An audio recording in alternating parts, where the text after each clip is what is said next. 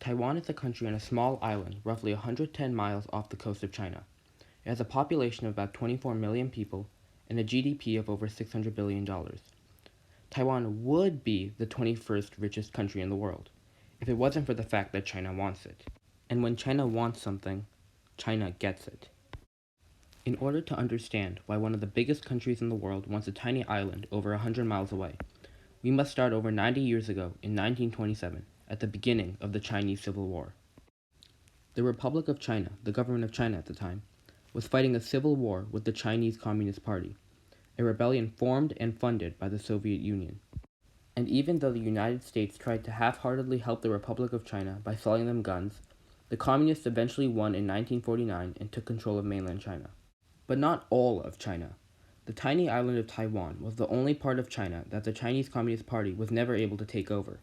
And with nowhere left to go, the remaining members of the Republic of China fled to Taiwan out of fear of being tried for treason after losing the Civil War.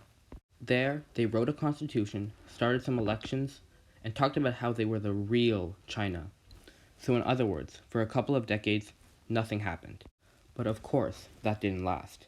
In 1971, the United Nations needed to figure out which China was the real China, the Chinese Communist Party or the Republic of China, who were still hiding in Taiwan.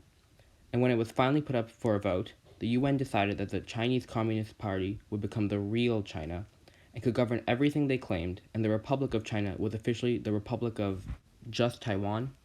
However, since China claimed all of mainland China and the island of Taiwan, by admitting China to the UN gave China the authority to declare Taiwan a rogue state formed by the rebellious Republic of Taiwan. So now the Republic of Taiwan was just the Republic of nothing.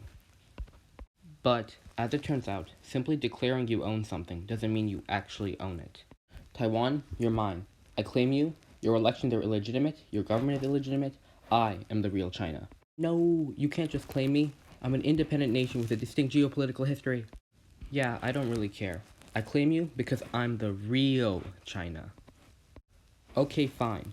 I'll just claim you. Well, this is awkward. And that's how we ended up where we are today. Two countries who both say they're the real China, 100 miles apart because they're not the same China, but also claiming the other China's China. And this arrangement was fine, since neither China could actually attack the other China, so their competing claims didn't really mean anything. But of course, that didn't last. After a cultural revolution that didn't go so well because 45 million people died, the Chinese Communist Party realized that maybe communism wasn't so great. So instead, they embraced authoritarianism. This enabled China to grow their military power in the region to the point where, for the first time in almost 100 years, China actually had a chance at successfully invading and taking over Taiwan. So Taiwan has been preparing.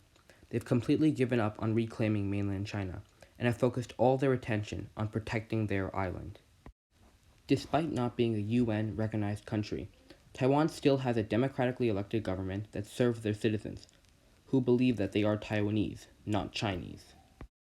Many Taiwanese citizens fear that the brutal crackdowns on democracy, freedom of speech, and basic human rights that happened in Hong Kong could also happen in Taiwan if China were allowed to take control.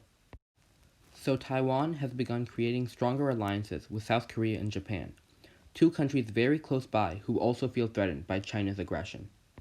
The military alliances they are forming require all three of them to help each other should China invade any one of them.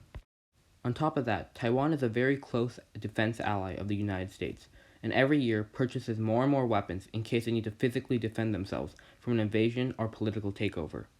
Taiwan is a free and independent nation, separate from China.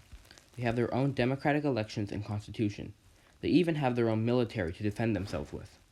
They're just having some trouble getting their neighbor to forget what happened 100 years ago and respect their sovereignty.